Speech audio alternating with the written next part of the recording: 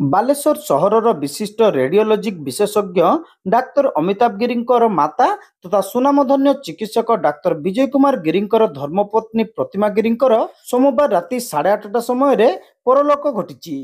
ମୃତ୍ୟୁ ବେଳକୁ ତାଙ୍କୁ 90 ବର୍ଷ ବୟସ ହୋଇଯାଇଥିଲା। ବେଶ କିଛି ଦିନ ଧରି ସେ ବାର୍ଦ୍ଧକ୍ୟଜନିତ ରୋଗରେ ପୀଡ଼ିତ ଥିଲେ। ମୃତ୍ୟୁ ଶଯ୍ୟା ନିକଟରେ ଏକମାତ୍ର ପୁତ୍ର ଡାକ୍ତର ଗିରି ଓ ପୌତ୍ରବଧୂ ଡାକ୍ତର ମଧୁମାଳା ଗିରିଙ୍କ ସହ 4 ଝିଅ, ଜାମାତା ଏବଂ ନାତି ନାତୁଣୀମାନେ ଉପସ୍ଥିତ ଥିଲେ। ସ୍ୱର୍ଗତା ଗିରି ଜଣେ ଧର୍ମପରାୟଣ ଏବଂ ପରୋପକାରୀ ମହିଳା ଭାବେ ସୁପରିଚିତ ଥିଲେ। ତାଙ୍କ ମୃତ୍ୟୁ ଖବର ପ୍ରଚାରିତ ହେବା ପରେ ବାଲେଶ୍ୱର ସହରର ବହୁ ବିଶିଷ୍ଟ ବ୍ୟକ୍ତି ଡାକ୍ତର ଗିରିଙ୍କର ଝାଡ଼େଶ୍ୱର ମନ୍ଦିର ନିକଟସ୍ଥ ବାସଭବନରେ ପହଞ୍ଚି ପୁଷ୍ପ ଅର୍ପଣ କରି ଶ୍ରଦ୍ଧାଞ୍ଜଳି ଜ୍ଞାପନ ସହ ଅମର ଆତ୍ମାର ସଦ୍ଗତି କାମନା କରିଥିଲେ। ମଙ୍ଗଳବାର ସକାଳେ ଏକ ଶୋଭାଯାତ୍ରାରେ ତାଙ୍କ ମରଶରୀରକୁ ନୁଣିଆଯୋଡ଼ି ସ୍ଥିତ ମୁକ୍ତିଧାର ଶ୍ମଶାନକୁ ନିଆଯାଇଥିଲା। ଏଥିରେ ବହୁ ସଂଖ୍ୟାରେ ସ୍ଥାନୀୟ ଅଞ୍ଚଳବାସୀ ଯୋଗ ଦେଇଥିଲେ। ସେଠାରେ ଶେଷକୃତ୍ୟ ସମ୍ପନ୍ନ ହୋଇଥିଲା।